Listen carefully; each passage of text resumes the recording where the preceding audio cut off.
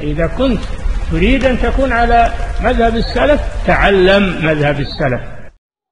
إن الحمد لله نحمده ونستعينه ونستغفره ونعوذ بالله من شرور أنفسنا وسيئات أعمالنا من يهديه الله فلا مضل له ومن يضلل فلا هادي له وأشهد أن لا إله إلا الله وحده لا شريك له وأشهد أن محمدا عبده ورسوله.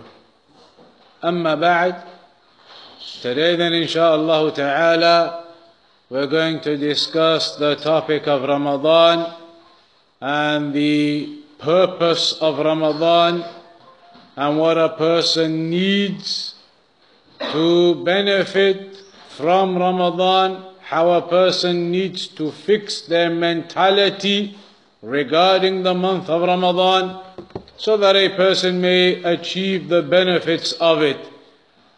Firstly then, as an introduction into Ramadan, we'll mention the fact that the fasting of Ramadan, it is one of the pillars of Islam.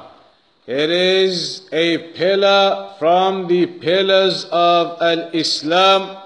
Allah mentioned in the Quran, يَا أَيُّهَا الَّذِينَ آمَنُوا كُتِبَ عَلَيْكُمُ الصِّيَامُ كَمَا كُتِبَ عَلَى الَّذِينَ مِنْ قَبْلِكُمْ لَعَلَّكُمْ تَتَّقُونَ. Surah Al-Baqarah 183. That, O you who believe, يَا أَيُّهَا الَّذِينَ آمَنُوا, O you who believe, fasting has been prescribed upon you, just as it was prescribed upon those who came before you, so that you may attain piety, so that you may attain taqwa. The ayah is an example from the evidences that indicate the obligation of fasting, because Allah tells us it is obligated upon you just as it was obligated upon those who came before you, meaning fasting was obligated upon the upon the nations before the ummah of Muhammad sallallahu alayhi wasallam too. And then Allah also tells us within this ayah the reason or the objective or the wisdom in fasting. And that is لَعَلَّكُمْ تَتَّقُونَ, that you may achieve piety. And that we'll discuss in a moment. So the ayah is an evidence upon the obligation of fasting in the month of Ramadan. If we briefly look at some of the other introductory material, one of the points is the meaning of the word siyam and sawm. Now we talk about fasting in Arabic, that is sawm or siyam. So what does that word linguistically, literally, actually mean? The word sawm and the word siyam, linguistically, what do they actually mean? The scholars have mentioned, the scholars of the language and other than them, that as-siyam or as-sawm, linguistically it means al-imsak, which is to hold back, to refrain, to restrain yourself, to hold back from something, from anything. Fasting, sawm, siyam, linguistically means to hold back from doing something. To stop yourself, restrain yourself from doing something. That could be anything. It could be that a person refuses to talk. refuses to speak, refuses to utter any words of speech. So in that case, that person is fasting in speech. Perhaps an individual refuses to get up and walk, refuses to walk, sitting down. He is linguistically fasting from walking because he is holding back, refraining from doing that particular action. So that is the meaning of Sawm and Siyam linguistically, that you are holding back from doing something. There is an example in the Quran that highlights that in Surah Maryam, ayah 26. إِنِّي نَذَرْتُ لِلرَّحْمَنِ سَوْمًا فَلَنْ أُكَلِّمَ الْيَوْمَ إِنْسِيًّا. ففي هذه الآية أن الإمساك عن الكلام يسمى صوما. So here in the ayah it mentions that I have vowed to Ar-Rahman, to Allah, a fast. In what? That I will not speak to anyone. So that is a fasting in speech, that you're holding back from talking. So linguistically, that's what the word Sawm and Siyam means, that you are holding back from doing something. Islamically speaking though, what is the definition of Sawm and Siyam when we talk about it in the Islamic sense? Then it is to hold back from everything that breaks your fast with an intention from the beginning of Fajr time, or from that entrance of Fajr time up until sunset. That is the definition of Siyam and Sawm and fasting Islamically.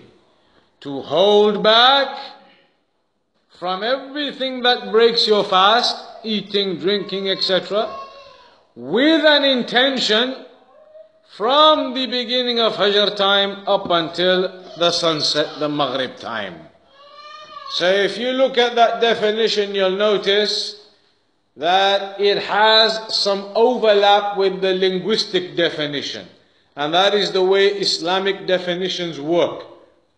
They are based upon the linguistic meaning of something, but then have some more specifics on top. So now the linguistic meaning was to hold back from something. Islamically, it builds upon that same meaning. So Islamically, it is to hold back from everything that would break your fast, from eating, from drinking, from intercourse, etc. If a person didn't hold back from those things and went and did them anyway, then of course he is not fasting. To hold back from those things that break your fast with an intention, biniyah. Meaning, if a person didn't eat or drink or do any of the things that break your fast from before Fajr all the way until after Isha, just because he was tied up that day, so busy with work, all sorts of things going on, didn't get a chance for food, drink or anything. So at the end of the day, can we say now he'll get the reward of fasting for that day? Technically he fasted, but will he get the reward for a fast for the day? No, because he never intended that. إِنَّمَا الْأَعْمَالِ بِالنِّيَّاتِ. Actions are upon your intention. So if a person didn't eat, didn't drink, didn't do any of the things that break your fast, from the Fajr all the way till the Maghrib, but he never had any intention for that, then it won't count as a fast. Linguistically he has fasted. Linguistically he has held back from food and drink and everything else all day. But he didn't do that holding back with an intention as a worship for the sake of Allah. And therefore it doesn't count as a fast. So it must be holding back from all of those things with an intent, an intention to do so. From طلوع الفجر الثاني, from the time of the Fajr entering up until the sunset. So if somebody held back from everything with an intention, but not in that exact time frame, it was less than that time frame, so they began after Fajr, or they ended it before Maghrib, then it cannot be considered that they have fasted a fast for that day. So it must be encompassing that time frame. That is the definition of fasting Islamically. Then also, al-hikmah min mashru'iyyat as-siyam. What is then the wisdom in the obligation of fasting? And this is an important point to remember now. Because when people think about fasting, they think about Ramadan approaching, the topic of conversation amongst the majority of people will be about the lack of food and drink.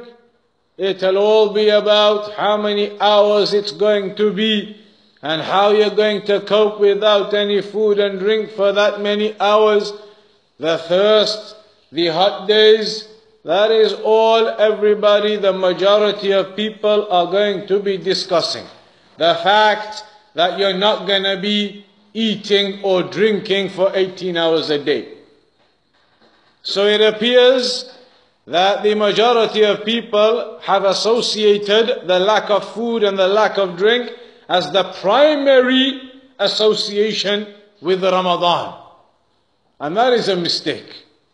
Ramadan is not primarily about the lack of food and drink. That is not the key aspect behind Ramadan. The fact that you're not going to eat or drink for the whole day. The Salaf, they used to say that the easiest part of fasting,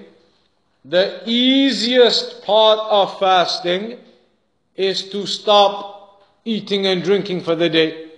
That is simple, that is minor. No food, no drink for the whole day from Fajr till Maghrib. The Salaf used to say that is a minor aspect of fasting. That is the easiest and the simplest part of fasting. So they understood that the primary thing in fasting isn't about the lack of food and drink. The objective behind fasting isn't the lack of food and drink. The purpose of fasting isn't the lack of food and drink. They understood that. They said that's the easiest and the most minor part of fasting. Whereas now with the people, almost completely, it has become that the whole purpose or objective or association with fasting is the fact that there'll be no food and drink and it's going to be 18 hours and the sun and everything else. Which means the people these days have not understood the reality of the purpose of Ramadan. They haven't understood it in the way the Salaf used to understand Ramadan. So now then, if the lack of food and drink, which is what everybody thinks about when Ramadan comes around, if that isn't the key thing, if that isn't the primary focus, then what is the primary focus of Ramadan? What is the real wisdom behind Ramadan? Of course, the lack of food and drink is a part of it, but it is not the primary and the key aspect of it. What is the primary and the key aspect of the wisdom in fasting then? It is, as Allah mentioned to us in the Quran, in that ayah, يا أيها الذين آمنوا كتب عليكم الصيام كما كتب على الذين من قبلكم لعلكم تتقون. In the Quran, Allah tells you the real focus of Ramadan, the real objective and the key behind Ramadan, the real wisdom behind Ramadan. لعلكم تتقون, so that you may achieve piety, so that you may achieve righteousness. That is the wisdom and the key in this act of worship. Because it is a blessed time. Allah subhanahu wa ta'ala has made Ramadan blessed. It is Mubarak. It is a time that Allah has blessed, and we know that there are certain times that Allah has chosen to be blessed. So for example, the day of Arafah is a time Allah has chosen to be blessed. The last third of the night is a time Allah has chosen to be blessed. Ramadan this month is a time that Allah has chosen to be blessed. And the point of it and the wisdom of it is so that the servants of Allah can achieve through Ramadan and the worship and the obedience of it, they can achieve piety and righteousness. And what is piety and righteousness? Rectification of oneself, abandoning the sins, abandoning the wrongs, abandoning the evil speech and behavior. So coming back to what the Salaf used to say, eating and drinking, the lack of it, that is the simplest part of Ramadan. Then they used to add on, the difficult part of Ramadan is leaving the evil actions and speech of yourself. That is the difficulty. Not eating, not drinking, they do it. People do it. Even people who never come into the mosque to pray. They don't even pray. Comes to Ramadan, mashallah, fasting. They're not going to eat all day till Maghrib. Then they're going to open their fast. And they don't even pray. Some of the scholars say your fast won't even count like that. But the point being, not eating, not drinking, everybody can do it. But leaving your sins, that is where the difficulty arises. So now a person may not eat and they may not drink. But if they are carrying on with their lying all day as they normally do, they are carrying on with their backbiting of the people as they normally do, they are carrying on with their namima, the storytelling and carrying tales between people as they do, they are carrying on with their cheating and their deception in their business and their trade as they normally do, then they have carried on with everything exactly the same, carried on with their sins exactly the same, carried on with their evil behavior exactly the same, but the only difference being they're doing all of that now on an empty stomach. They're carrying on with all of that evil and the lying and the speech, but the only difference is it's just on an empty stomach now. Is that the purpose of Ramadan? Is that the objective of Ramadan? Absolutely not. Allah tells you the wisdom is the taqwa.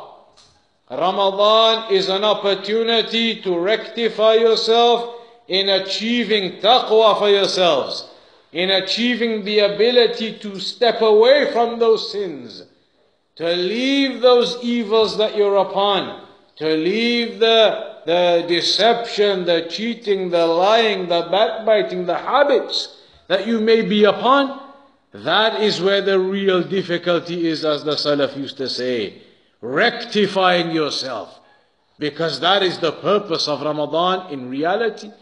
Rectification of oneself through leaving and abandoning the sins.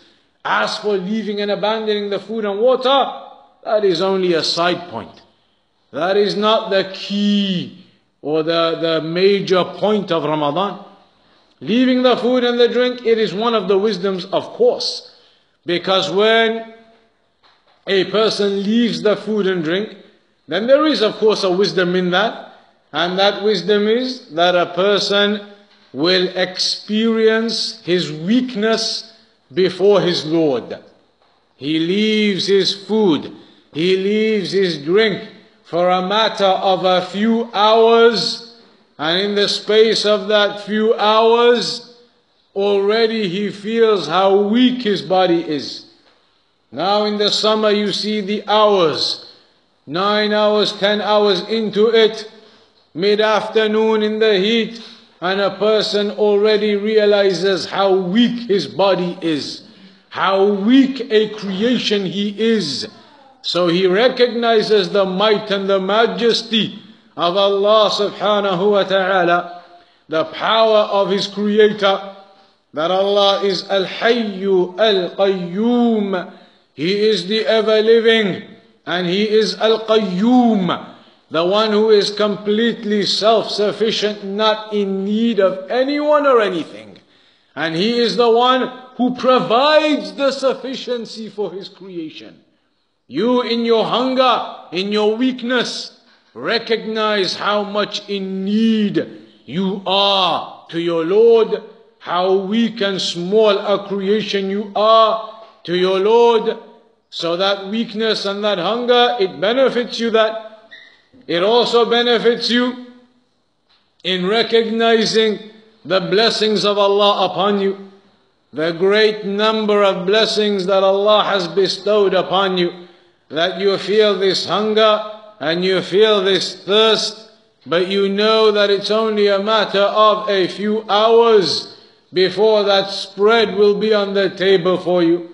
So you recognize the meaning, وَإِن تَعُدُّوا نِعْمَةَ اللَّهِ لَا تُحْصُوهَا.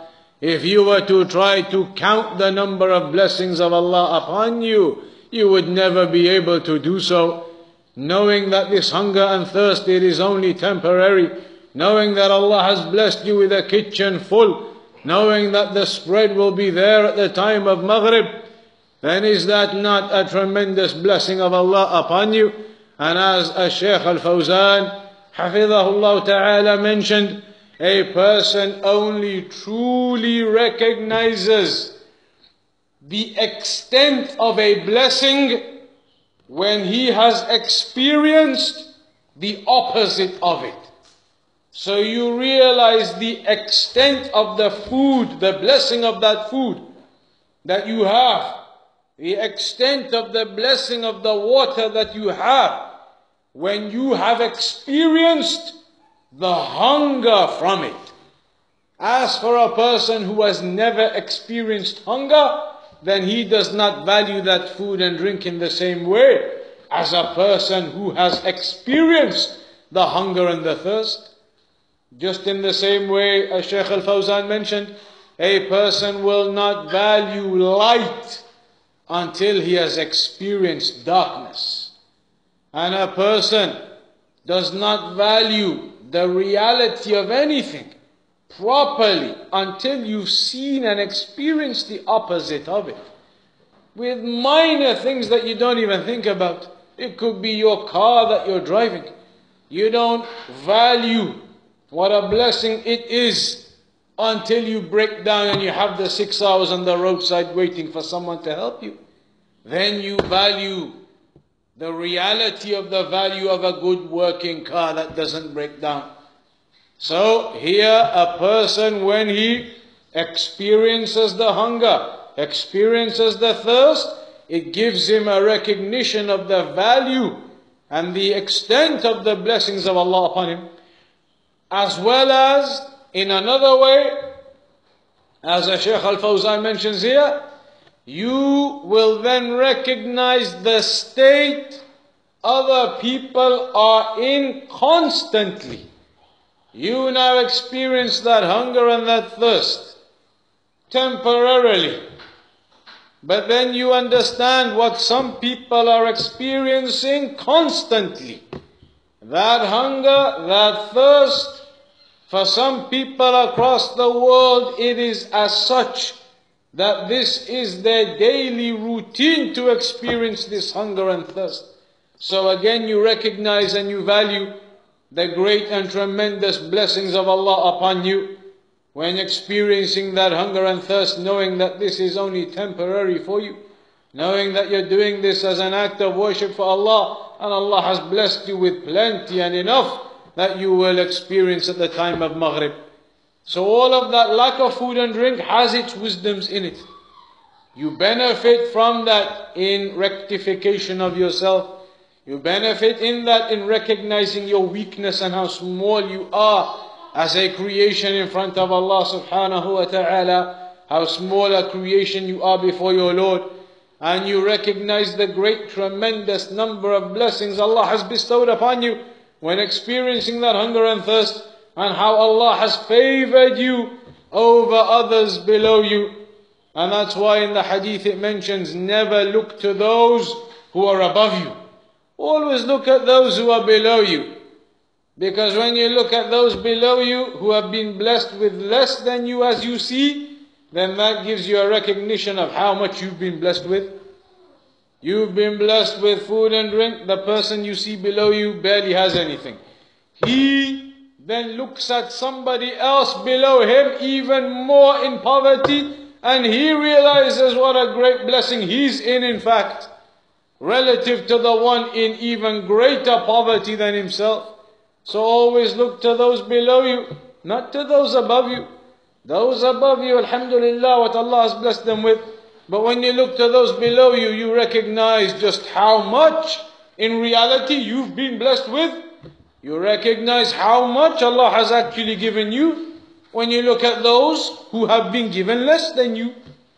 So in Ramadan, the objective behind it is this rectification of the soul. A person therefore needs to fix their mentality in approaching Ramadan to the correct mentality. The mentality cannot be that Ramadan is coming and therefore all you're thinking about is how you're going to get through the days, the hunger, the lack of food, the lack of drink. That is what most people think about the days leading into Ramadan. If that is your mindset about Ramadan, then you've not understood the reality of what you're supposed to be benefiting from Ramadan. Have your mindset in understanding that yes, the lack of food and drink, there are great wisdoms and benefits I'll experience from that as a part of doing this act of worship. But also in your mentality you understand that isn't the only thing. It's not just the no food and no drink, but rather all of this taqwa that you are supposed to be achieving in it. The rectification of yourself in leaving the sins and the wrongs that you're upon. As for a person who carries on exactly the same sins, same wrongs, same evils, carries on in Ramadan like he does outside of Ramadan, the only difference being he's doing it now upon an empty stomach, then he's not benefited from the reality of Ramadan, and he's not understood the wisdom in Ramadan. Ramadan is an opportunity for rectification. Mercy from Allah subhanahu wa ta'ala to His servants, an opportunity for them to fix themselves and to rectify themselves. Because one of the greatest benefits Ramadan gives you is that it teaches you patience.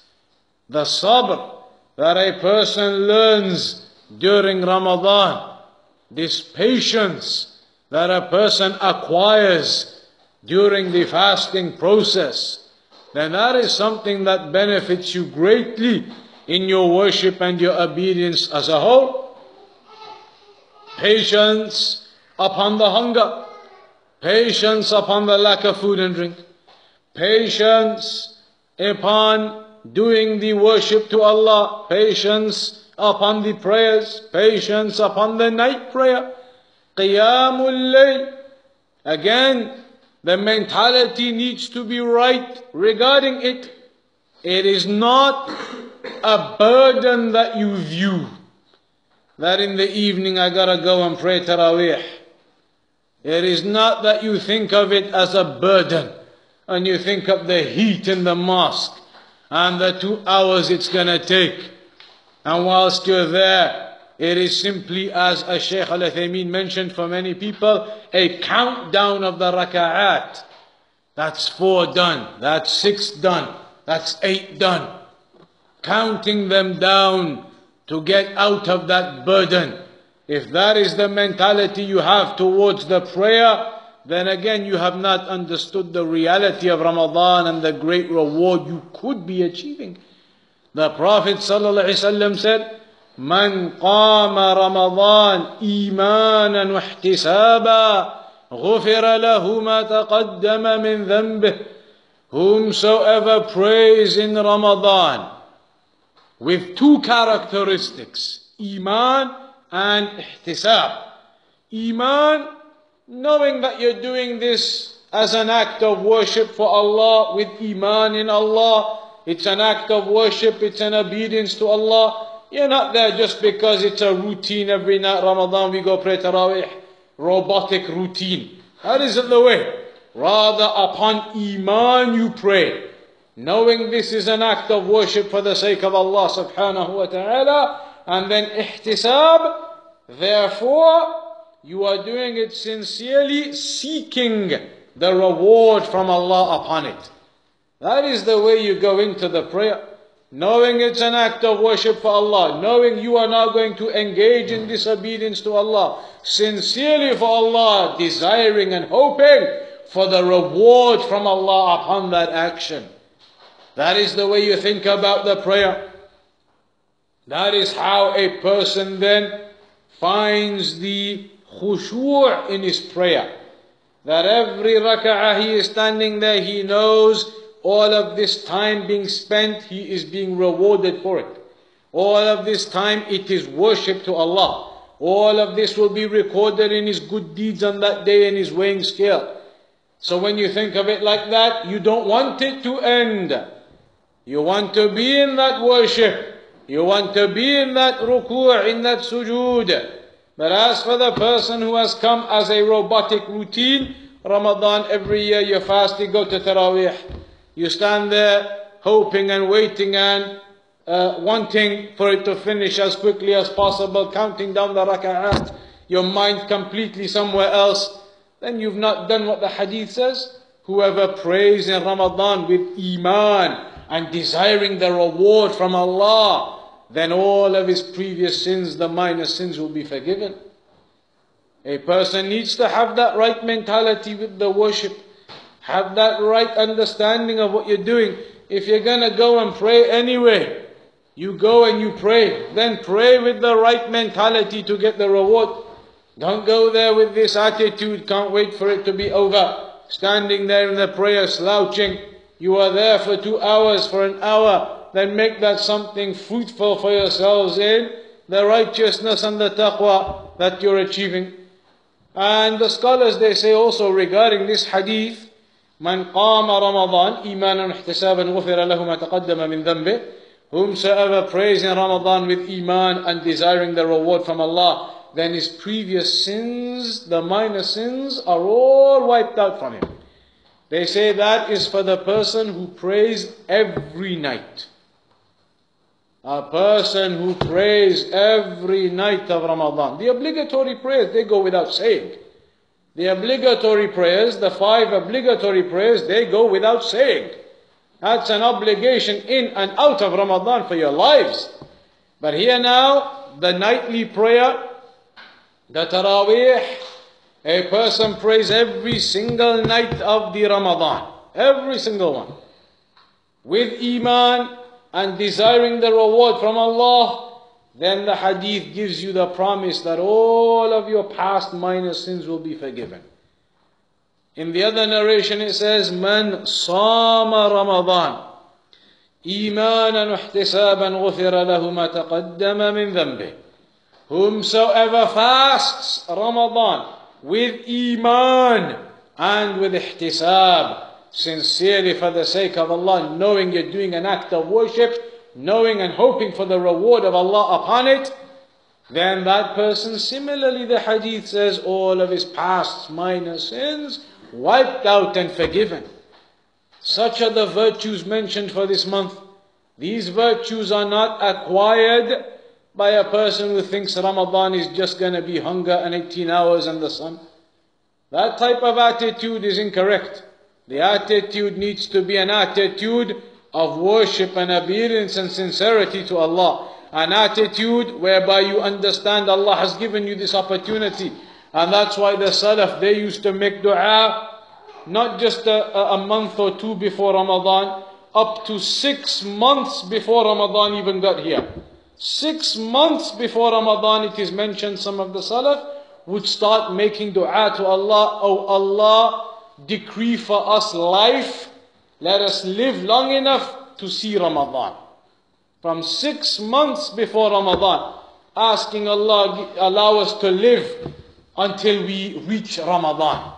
And then it's mentioned if they reached Ramadan, for the next 6 months after Ramadan, they would be making dua to Allah. Oh Allah, accept the deeds we did in Ramadan. Accept our worship that we did in Ramadan. This is the attitude that a person has to this month. It is a month that is an opportunity for you. In some of the other narrations, the Prophet ﷺ highlighted this point further. That is not just hunger, you can't eat.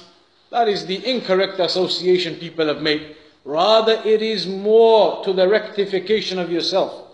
In a hadith, the Prophet ﷺ said, "Man lam yada' قول الزور والعمل به والجهل فليس لله حاجة في أن يدع طعامه وشرابه." A person who does not leave من لم يدع قول الزور, the false testimony, meaning all types of the false speech. A person who does not leave false speech, incorrect and haram speech, وَالْعَمَلَ بِهِ, and acting upon that way of evil. A person who doesn't leave evil speech and acting upon and behaving upon that evil way. وَالْجَهْلِ يعني السفة, foolishness. A person doesn't leave his foolish and bad behavior, doesn't leave any of that, then the Prophet ﷺ says, فَلَيْسَ لِلَّهِ حَاجَةً, then Allah has no need في أن يدع طعامه وشرابه, that the person stops his food and drink. Why are you not eating and drinking then? You call that fasting? In the hadith it says, Allah has no need for you to stop eating and drinking then. You're not going to leave any of your evils or your sins as normal, then why are you not eating and drinking then? You think that's fasting? You think you're fasting by not eating and drinking and doing all of the rest of your sins as normal? The Prophet ﷺ said, the one who does not leave the false speech and the false actions and the foolishness in behavior, then Allah has no need for you to stop eating and drinking. Highlighting to you very clearly, it's not about the food and drink by itself. Yes, you leave the food and you leave the drink, that's part of the Ramadan and the fasting. But you must leave the evil actions and the evil speech and the foolishness. Leave all of those characteristics and cleanse yourself of them. That is the opportunity in Ramadan, and that is the one who is fasting in reality. Because you should know, the things that break your fast are two types. The things that break the fast of a person are two types. One type, the muftarat or the mufattarat, one of them is hissiyah, physical. Physical things that break your fast, like what? Eating and drinking. Eating and drinking, physical things that break your fast. Intercourse, physical things that break your fast. Vomiting on purpose, physical things that break your fast. What is the second type of thing that breaks your fast? Al-muftarat, al-hissiyya, wal-ma'nawiyya. The second types are what you may call the non-physical types of things. What are the non-physical types of things that break your fast?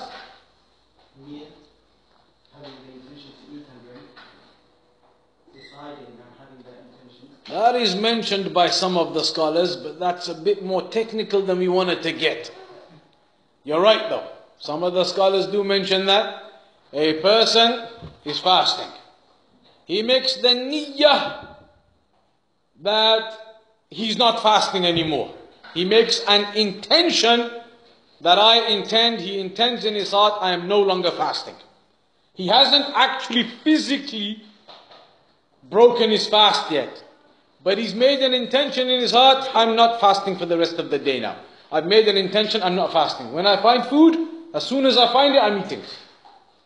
So is his fast already broken? Or does it get broken when he finally finds food and eats? At which point does his fast break?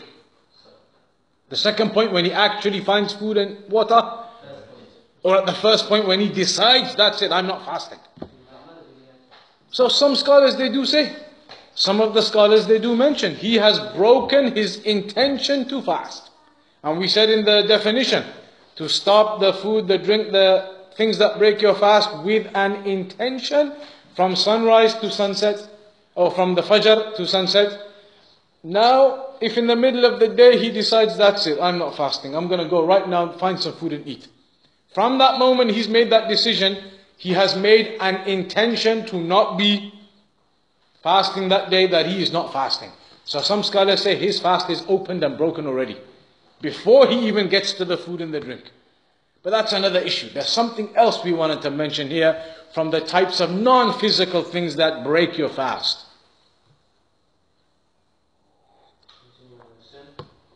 It's all of these types of things we've been talking about. The evil speech and the evil behavior, that is a type of thing that breaks your fast. But then it is to be understood, breaking the fast is two types itself. One is breaking the fast absolutely, meaning your fast is now invalid. The other meaning of breaking your fast is that it's breaking your reward. That it is taking away, corroding the reward. Your reward, it is disappearing. Your reward is no longer intact. It is breaking down your reward. So now, when a person does the physical things that break your fast, that absolutely has now invalidated your fast. When a person does the non-physical things, backbiting, lying, slander, speech of evil, all of those things, do they invalidate your fast for the day? You got to make it up afterwards? No. So what does it mean that they've broken your fast? That they've broken the reward of that day. They have taken away the reward of that day. Until it mentions in one narration, a person may fast the whole day, and at the end of the day, he's barely got a scrap of reward to show for it. You've been fasting the whole day. No food, no drink, the thirst, the hunger, these 18, 19 hours now we have.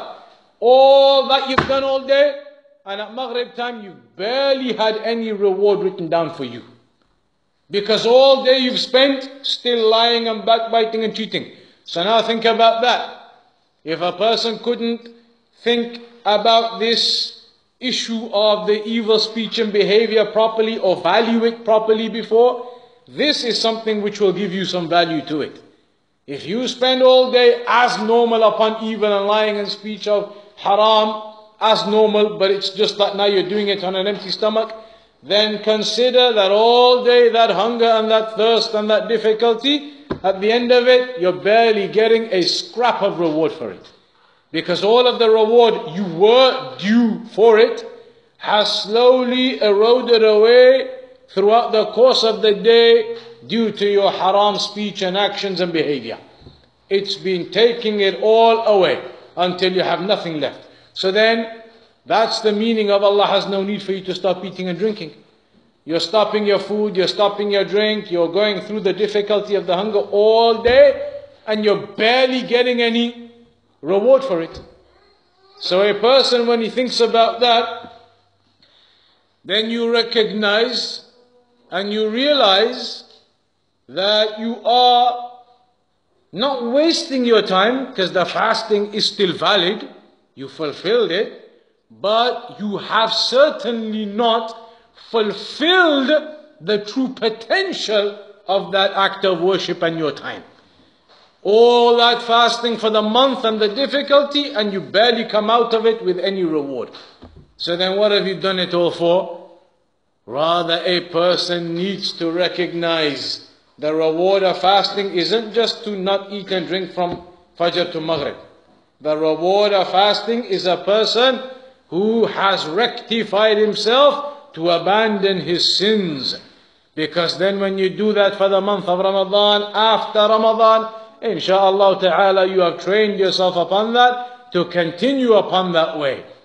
Scholars, they even mention regarding the narration, إِنَّ الشَّيْطَانَ يَجْرِ مِنْ إِبْنِ آدَمْ مَجْرَ الدَّمِ, that the shaitan flows through the veins of Adam like the blood flows through you. They say in Ramadan, when you're not eating and you're not drinking, then your veins and arteries and the blood flow, it becomes tightened. It is tightened somewhat. There is some restriction on your veins and the flow of blood, etc., because of the lack of food and liquid.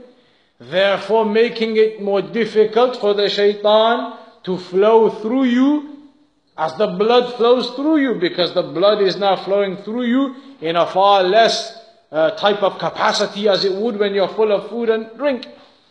And that's why the scholars, they say when a person is full of food and drink, eating till you're full, then that is when the shaitan has the greatest opportunity to cause transgression from a person and to cause negligence from a person. Here Shaykh al-Fawzani says,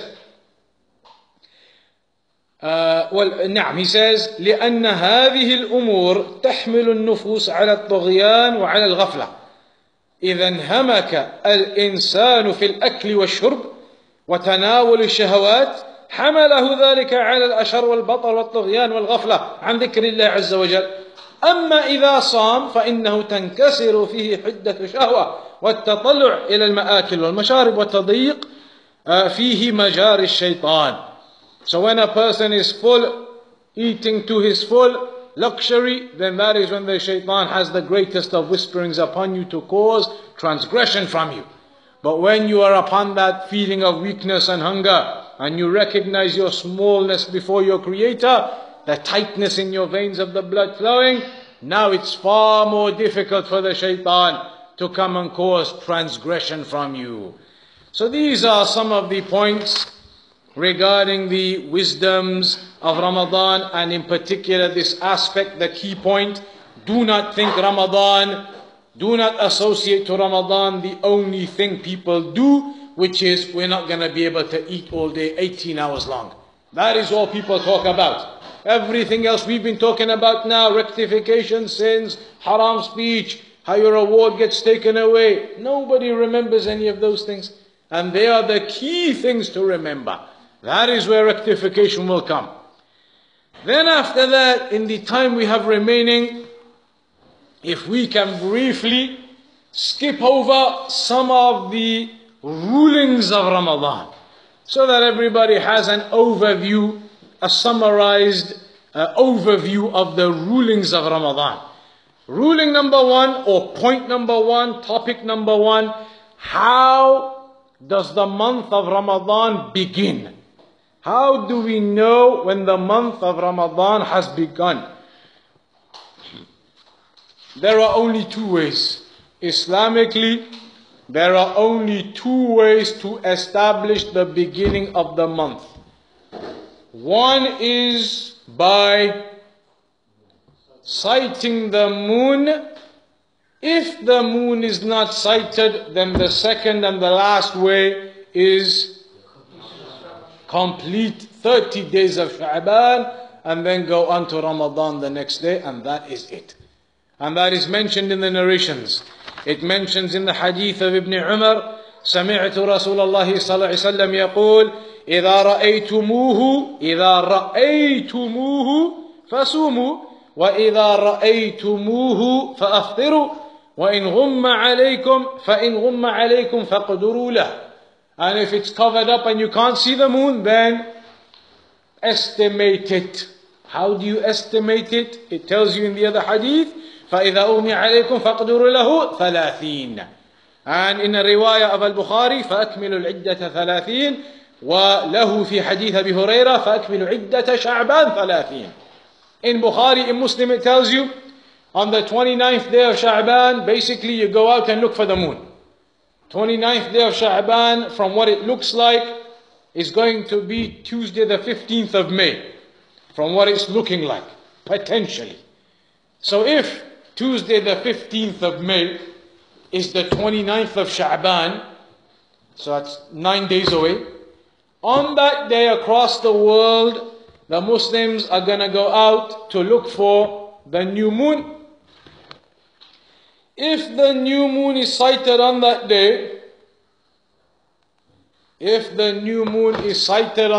somewhere, that means the next day is 1st of Ramadan. So that would potentially, the way it's looking like, be Wednesday, 16th of May. If, however, the moon is not spotted on the 29th of Sha'ban. No one announces it anywhere in the world. The next day is therefore 30th of Sha'ban, and Ramadan begins the day after that, which would therefore be 17th, Thursday. The only question now is, that's clear. That up to there is clear. 29th day, everybody looks. If they see it, khalas, next day Ramadan. Nobody sees it anywhere, no announcement. Next day, still the 30th of Sha'ban. The day after that, Ramadan. Calculations, do they come into it or not? What if nobody spots the moon on the 29th of Sha'ban, but Google is telling you the moon was out tonight? The Google search, the Met Office, the websites, they're all telling you the moon was out tonight. But nobody in the world made an announcement, nobody saw it, so now what? So you're saying ignore the satellites and the data and the science and everything they use with all the equipment telling you the moon was there. You ignore all of that because nobody saw it and don't start Ramadan? Absolutely. Absolutely. You ignore all of that. It is upon the sighting of the moon. If the moon isn't sighted, regardless of whether the satellites are telling you it was there. That is not what it's based upon. It is based upon the sighting. And you have evidences, hadith of Abdullah ibn Umar ibn al-Khattab radiyallahu anhu. He said, تَرَاءَ النَّاسُ الْهِلَالِ فَأَخْبَرْتُ رَسُولَ اللَّهِ صلى الله عليه وسلم أَنِّي رَأَيْتُهُ. That the people went out looking for the moon, and he says, I told the Prophet ﷺ, I saw it. So the Prophet ﷺ صَامَ وَأَمَرَ النَّاسَ بِصِيَامِهِ. So the Prophet ﷺ fasted and told the people the fasting is beginning. In the hadith of Abdullah ibn Abbas radiyallahu anhuma, أن أعرابيا جاء إلى النبي صلى الله عليه وسلم فقال إني رأيت الهلال. A man came, a Bedouin, to the Prophet ﷺ and told him, I've seen the new moon. فقال تشهد أن لا إله إلا الله؟ قال نعم. قال تشهد أن محمد رسول الله؟ قال نعم. قال فأذن يا بلال فأذن في الناس يا بلال أن يصوموا غدا. So then the Prophet ﷺ said to the man, do you testify to the shahadatain? He said yes. So now the Prophet ﷺ had established he was a Muslim. Then upon establishing that, he said to Bilal, go and announce to the people, tomorrow is Ramadan. So it is upon the witnessing, upon the testimony, that the month of Ramadan it begins. What about what's known as the day of doubt? What is the day of doubt? يوم الشك. من صام اليوم الذي يشك فيه فقد عصى أبا القاسم. The person who fasts on the day of doubt has disobeyed the Prophet ﷺ. What is the day of doubt?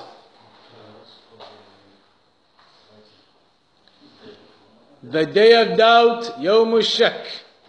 If on the 29th of Sha'ban, they go out in the evening to look for the moon, but there is cloud and fog and mist everywhere, so they can't see. Was the moon there or not? You don't know. Maybe it was there. Maybe it wasn't.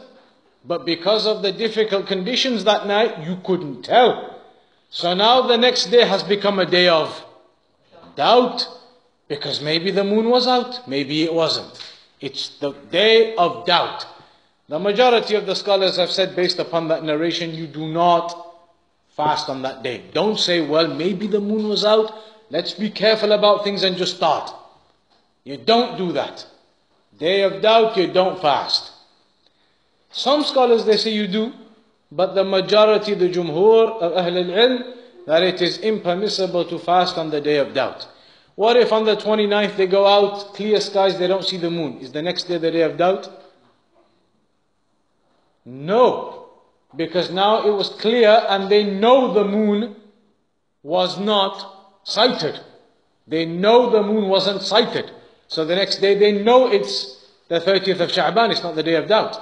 The day of doubt is when on the 29th they go, and because they can't tell due to the cloud cover and whatever else, now they don't know for sure whether the moon was there or not, so now it's the day of doubt. But the hadith says you do not fast on the day of doubt. That is one issue regarding how Ramadan begins. So it's not about the satellites and their reports, it is about the sighting of the moon. If it's sighted, the next day Ramadan. If it's not sighted, the next day Sha'ban. Then the second issue is about the intention. The intention for fasting has to be done the night before. Hadith of Hafsa, من لم يبيت الصيامة قبل الفجر فلا صيام له. Whomsoever does not make the intention for fasting before Fajr, then there is no fast for him that day. So you must have that intention prior, the night before, for the next day. But there's a hadith of Aisha رضي الله عنها. دخل عليه النبي صلى الله عليه وسلم ذات يوم فقال هل عندكم شيء؟ قالت قلنا لا. قال فإني إذن صائم. That the Prophet ﷺ came home one day and he said to Aisha radiallahu anha, do we have any food? She said, no, we have nothing in the house. So he said, in that case, I'm fasting for the day. Because he hadn't eaten or drunk or anything all day since before Fajr anyway. When he came home and asked, is there any food? They told him no. He said, in that case, I may as well just carry on till Maghrib and call it a fast for the day. So he made his intention in the middle of the day. So how do we reconcile between these two narrations about the intention? So one is for the supererogatory and one is the obligatory. Obligatory fasting, you must make your intention prior to Fajr. Supererogatory optional fasts like this in the middle of the day, you could decide, I've not eaten or drunk anything since before Fajr anyway. There's a bit of time left, I'll make the intention and carry on and call it a fast. Allowed. For supererogatory allowed, not for obligatory. Then point number 3, regarding the suhoor and the iftar. Hadith of Sahal ibn Sa'ad رضي الله عنهما أن رسول الله صلى الله عليه وسلم قال لا يزال الناس بخير ما عجلوا الفطر. وللترمذي من حديث أبي هريرة قال الله عز وجل أحب عبادي إلي أعجلهم فطرا. وعن سلمان بن عامر الضبي رضي الله عنه عن النبي صلى الله عليه وسلم قال إذا أفطر أحدكم فليفطر على تمر فإن لم يجد فليفطر على ماء فإنه طهور. 3 narrations telling us about the iftar. First one telling us, which is in Bukhari and Muslim, that the people will remain upon goodness.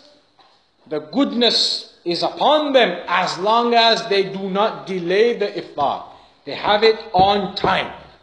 So it is a sunnah that you open your fast on time. As soon as it is Maghrib time, then you open your fast. And you don't delay, because some people, what do? Some of the mosques, in Ramadan, Maghrib time comes in, they don't do the adhan. They delay it by about 10 minutes. And they say, just to make sure. Let's give it an extra 10 minutes in Ramadan after Maghrib, just to make sure. Because at Maghrib time, when you look outside in the summer now, especially at Maghrib time, the time has begun. It's still daylight outside. And that's how it should be anyway. That's how it is. In the hadith of the Prophet ﷺ, the Sahaba they said, or the Sahaba they narrated, that we used to pray Maghrib. After Maghrib, we used to fire the arrow, and we could see where it landed, hundreds of meters away. After Maghrib. We used to pray Maghrib, leave the prayer, after Maghrib, finished, fire an arrow, we could see where it goes and lands. Indicating that it's still light. It doesn't become pitch black at Maghrib time. Maghrib is when the sun has gone down, then it takes time to get dark. So people, they say, look, Maghrib, but it's barely dark. Let's give it another 10 minutes. That is impermissible, it is against the sunnah. Maghrib time comes in, you know it's the sunset time. You open your fast at that time, you don't delay beyond.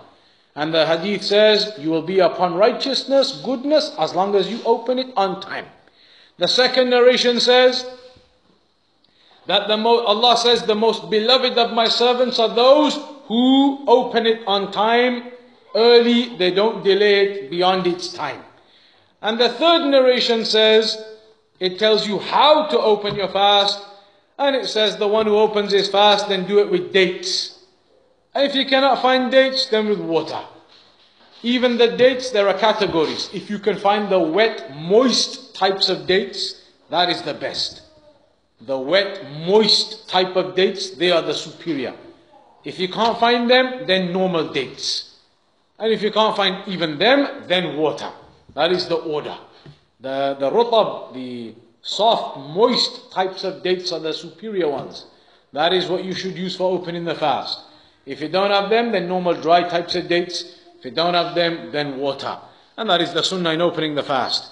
Suhoor, the Prophet ﷺ said, Hadeeth of Anas ibn Malik, تَصَحَّرُوا فَإِنَّ فِي السُّحُورِ بَرَكَةً. Make sure you have the suhoor in the morning, because within it is barakah, blessing.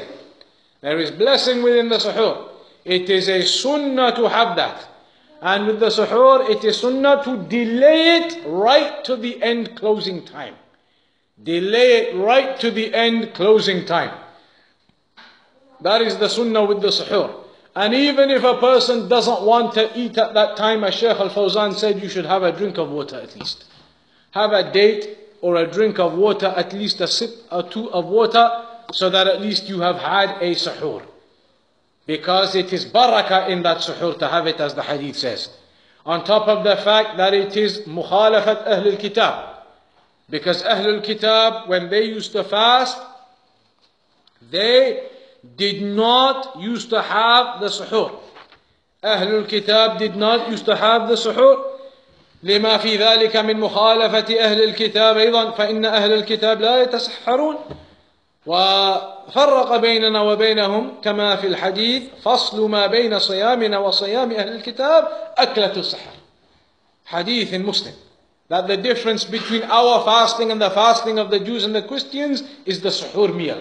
They don't do it, but the Muslims have been commanded to do it. So the suhoor meal, there is barakah within it, and a person should not miss it. And it is to be done at the end closing time. When is the closing time? When is the closing time? The time of Fajr entering. When Fajr enters, that is the closing time. When Fajr enters, that is the closing time. In Ramadan, of course, again you see the people with their extreme levels of caution, that all of a sudden Fajr time, when on their timetable right now, if you check for May, it's at 3:59 or something. In 2 weeks' time, when Ramadan begins, all of a sudden their Fajr time has become 7 minutes past 1. So now your closing time is 7 minutes past 1. They've got Fajr back by 2 hours in the space of a day, from Sha'ban to Ramadan. All because of their precaution and whatever else they say. That is not correct. Closing time is not 3 hours before sunrise. Closing time is at the time of Fajr entering. And that's normally about 90 minutes or so before sunrise. That is going to be an average closing time.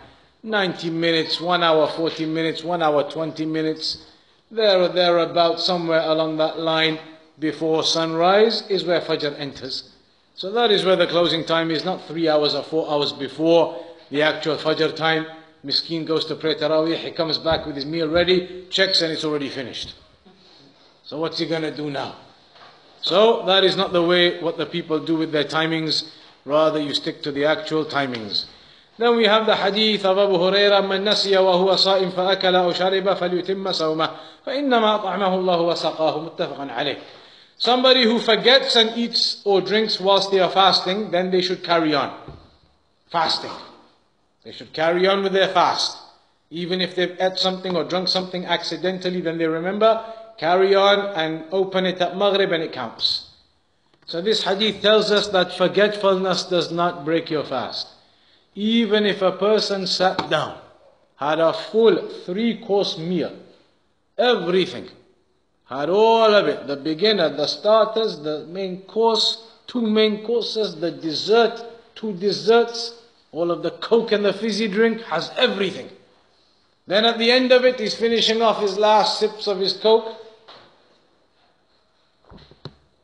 As it goes down, he remembers, today's the first of Ramadan. We started today.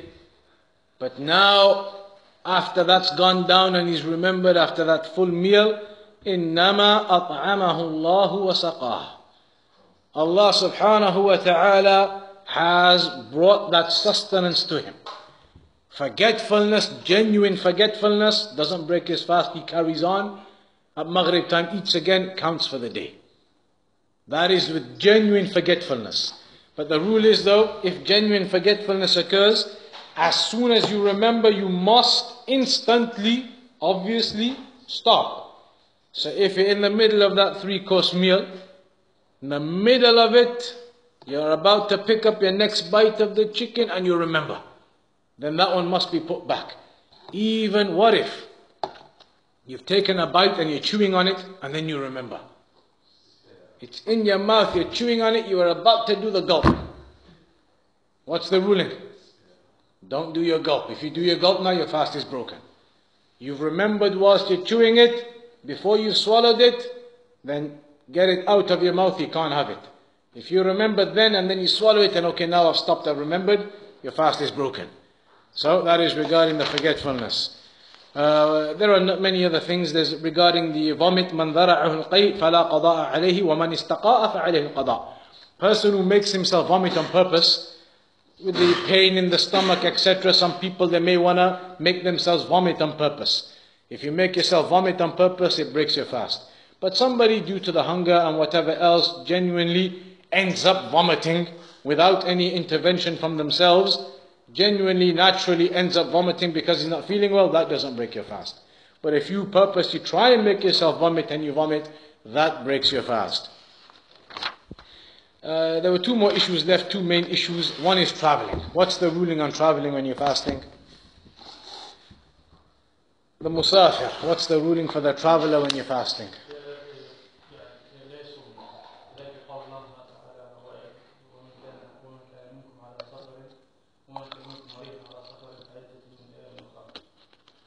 فلا يصوم بمعنى أنه لا يجوز له الصيام ولا كيف؟ لكن يجوز الصيام إذا أراد أن يصوم. So, what is the ruling regarding the one traveling? With the one traveling, sort of. It depends on the person. If the person is capable, has ability to fast, then he has a choice. There's a hadith, one of the narrations, Hamza ibn Amr al-Aslami. Hamza ibn Amr al-Aslami, he said, Ya Rasulullah, أجد بي قوة على الصيام في السفر فهل علي جناح؟ فقال رسول الله صلى الله عليه وسلم هي رخصة من الله فمن أخذ بها فحسن ومن أحب أن يصوم فلا جناح عليه. He said, Hamza, one of the companions, that, O Messenger, I've got strength, I've got power, ability, I can fast even when I'm out on a long journey, it doesn't affect me.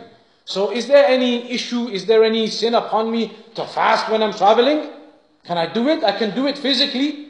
The Prophet ﷺ said, it's a permission Allah has given you to miss it if you want. But whoever wants to fast when they're traveling, because they got the ability anyway, then you can. So the one who has ability, then he has a choice. You can fast if you want when you're traveling, or you can miss if you want. أيهما أفضل? Which of the two is better though? You are strong, powerful, mashallah, healthy person. You can fast no problem when you're on a journey. Or should you just miss it anyway and take the rukhsa? Which is better? Take the rukhsa? To fast?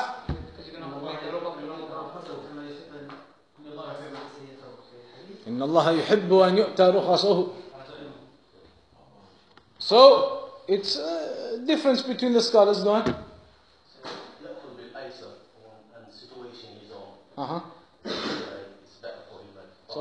So, true. The scholars, they have different opinion about it. Some scholars, they say you should take the rukhsah. Allah's given you this ease, that when you're traveling you don't have to fast. Allah's given you an ease. So be grateful and take the ease Allah given you. Even if you've got the ability, Allah's giving you an ease, telling you don't have to fast. So take that and don't fast even if you're able.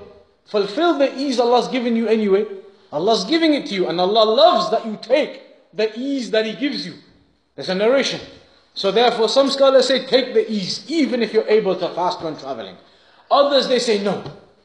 They say if you're able, then you shouldn't delay. Bara'atul dhimma. You shouldn't delay afterwards. Do it now if you're able and finish it. Then there's nothing left in your responsibility for later. So you have a difference on that. But there's one other key thing.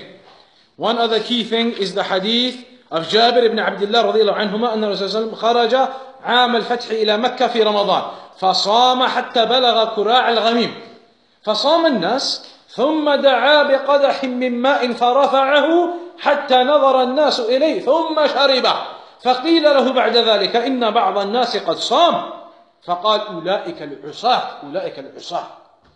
In this narration it mentions how they went traveling in Ramadan from Medina to Mecca, Am al-Fath, when they went to do the conquering of Mecca. When they were going, it was Ramadan. They were all fasting when they set off on the journey in the morning from Medina. Until they got to this place called Qura' al-Ghamim in their journey. When they got to that place, and they'd been fasting since they set off in the morning on their journey, it was Ramadan. When they got to that place, the Prophet ﷺ told them to bring him a bowl of water. They brought him a bowl of water. He stood up in front of everyone for them to see this bowl of water. And then in front of everyone, he drank it.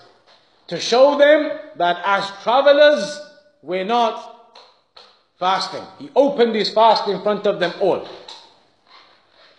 To show them that we are not fasting as travelers. So the people, they knew now as travelers we can open our fast, we don't have to fast. Some of them though, carried on fasting. Not everybody in that group that time did what the Prophet ﷺ did, didn't take that ease of opening their fast, they carried on. So when it was told, when the Prophet ﷺ was told some of them are still carrying on, they're still fasting, he said they are the sinners. أولئك العصاة. So what does that mean now? Does that mean it is haram to fast when you're traveling? أولئك العصاة.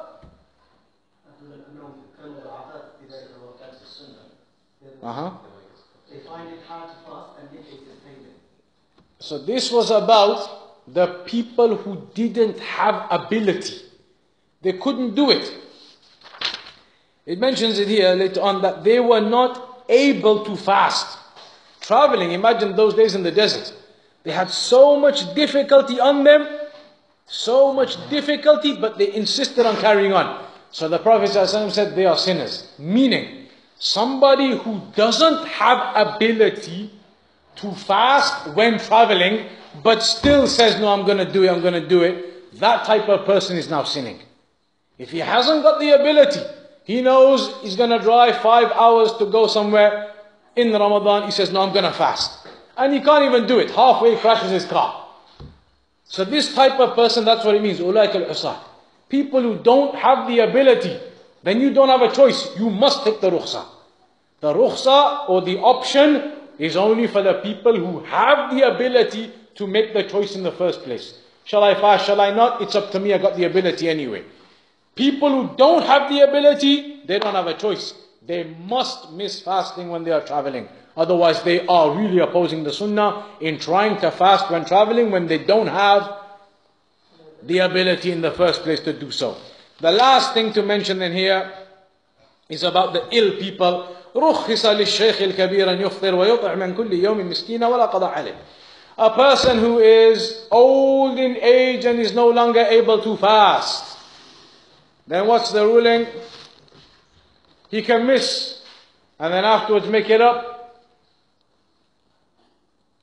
Afterwards make it up. It's impossible. A Shaykh al-Kabir, somebody old in age, if they miss the fasting because they are old in age, then afterwards you cannot say qada. They have become even older in age afterwards. So there's no qada, but they do the feeding for every day. So if you summarize all of this, what are the types of people who are allowed to miss fasting? One is the person old in age, no longer physically able. Ruling on him, miss the fasting and feed a poor person. Somebody traveling, if they are fit and healthy, they can either fast if they want, or miss and then make up the days afterwards. If they're not able in the first place, then they must miss and make them up afterwards. Somebody who is ill, what's the ruling? Al-Marid.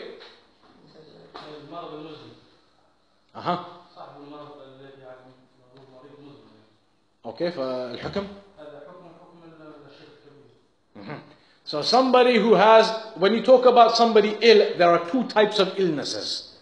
One is the, what you may call, basically say, man la yurja bur'uh. Somebody who you do not expect to ever recover from the illness he's on. Somebody's got some illness, chronic illness, permanent illness. There is no cure. Doctors say you're going to be on this medication, this, that, and the rest of your life. You're not going to get better from this condition or this medical situation you're in. An illness that is permanent with you. And it's an illness that is preventing you from fasting. Which means you're never going to be able to fast for the rest of your life. You've got this illness, permanent, stuck with you, chronic, with you till the end of your life. You cannot get better from it. You're never going to be able to fast any year. So there's no possibility of you ever being able to make up fasts afterwards. That person has the same ruling as somebody old in age. He misses and just feeds a person every day. The other type of illness is a temporary illness. Somebody gets ill for a week, they have a fever, they get better. They recover. That type of person, what's the ruling? He can miss the fasting if it is a type of illness that is enough to make him miss. And then afterwards he makes them up. What's the dabit for the illness? How ill do you have to be to miss fasting? For it to be a justification to miss fasting. What do you mean just ill? What's just ill? Masakin these days have a cold and that's it. Dead. So what's the illness to allow you to miss fasting? That would make the situation worse. Huh? An illness that would make if you fast the situation worse. That's one. If you have an illness that when fasting it will increase the illness or it will delay the time period for your recovery. If that is present, you're allowed to miss fasting. Any illness, it could be anything. Any illness that if you were to fast whilst you got this illness, it would increase the pain and the difficulty in the illness. Or even if it doesn't increase anything, it will certainly delay the length of time before you recover, then you're allowed to miss fasting. On top of that though, what about there's another type of criteria for the type of illness. Some scholars, they say, an easy way to think about the level of how sick you have to be before you can miss fasting, they say if you're able, basically, to leave your house and go out, then you're not sick enough to miss fasting. Somebody's got a fever, but still, mashallah, they can go down to Asda, quickly pick up some stuff and come back. You're not in enough to miss fasting, they say. You can get out of your house, out onto the street, outside and go do whatever you need to do and come back even with the difficulty wrapped up, whatever else. The fact you can get up and you can go out, they say that's a criteria indicating you're not sick enough to miss fasting. Sick enough to miss fasting, you are bedridden, you can't get out of your house. It's that bad that you really cannot leave your front door. You are now sick enough to be able to miss fasting. So that's one type of generalized rule. If you're good enough to be able to get out, you're good enough to be able to go and still just about manage to pick up kids from school, you're good enough to be able to manage that, then you're good enough to be able to manage fasting, they say. But of course you put that alongside the other thing about the delay in cure and about the increase in the illness. So you weigh up those factors with that. So that's the ill person, that's the traveling person, that's the old person. The only other one really left is pregnancy and breastfeeding, and we purposely left it to the end because it's not something you can discuss. It would take a whole brand new lecture for 1 hour and a half. For the pregnancy and the breastfeeding issues, they are very long and there are much differences between the scholars regarding them. In a nutshell, if you were going to briefly mention some of the points, a woman who is pregnant, is she allowed to miss fasting? Some scholars say by very virtue of the fact that she's pregnant, she can miss fasting, instant, automatic. Some scholars say no, just because she's pregnant doesn't mean she can miss fasting. It's about whether the fasting will have an impact upon her in some negative way. If the doctor tells her you're a couple of months pregnant, fit and healthy the way you are, you could fast these days, medically we don't think it would have any impact on anything. Then some scholars say she's obliged to fast. She has no medical reason not to fast. So with pregnancy, some scholars say the very fact that you're pregnant equals you can miss. Others say, no, it doesn't. It's all about whether fasting will impact upon you negatively in some way. If yes, then okay, you can miss. If no, then fast. So that is regarding that generally. If they do miss, a pregnant woman misses, what does she do afterwards? MashaAllah, ala tool. Some of the scholars, they have a difference regarding this too. Some of them say it is the fidya. She doesn't have to make the days up. A woman who was pregnant and missed doesn't have to make the days up, just pays like the old man, etc. Others, they say no. Why? Because pregnancy, is it going to last? Are you pregnant all your life? You're pregnant for 9 months. After the 9 months, you are no longer pregnant. So make them up. They say make the days up after your pregnancy finishes. They say the pregnant woman, she is more comparable, more like a traveler and somebody who is temporarily ill. Somebody who's travels can miss those days. Eventually his travels finish and then he can make up the days. Somebody who's temporarily ill is ill for a few days, he can miss those days. When he gets better, he can make up those days. A woman who's pregnant is pregnant for a few months. After that, she's not pregnant, she can make up the days. That's what some of them say. It's an opinion of the scholars. But then the other scholars, they say, after she finishes the pregnancy, 9 months there. So a woman now, for example, coming up to this Ramadan, is 8 months pregnant. She's not going to fast this Ramadan. By next year, she's into the first year of breastfeeding, which is another reason you can miss fasting. Again, some scholars say only if it's going to impact upon you and the milk, etc. But okay, miss fasting. The second year after that, we're now into 2018, 19, 2020. She's in her second year of breastfeeding. So for 3 years, she has legitimate reasons to miss. When is she going to make them up? For 3 years, legitimately, she doesn't have to make them up. Then, mashallah, the year after that, Allah blesses the couple with another pregnancy. So 2021, Ramadan comes, she's pregnant again. 2022 and 2023, breastfeeding again. Then, mashallah, they are blessed with their third child. 2024, you're going to get to, the scholars say, you could get to 2040 or something, and then you're going to say to her, khalas, now stop, you have 19 Ramadans to make up. So they say, look, that can't be the case either. The Sharia would not put the burden upon the women. But that's a difference of opinion, and there's a lot of issues on that. Pregnancy, breastfeeding, those things. Some of the scholars say it's just fidya, others say make up the days. You have differences on that topic, and it will need it requires for you to look into further. We don't have the time today whatsoever, but that's the general overview anyway. So we'll conclude upon that.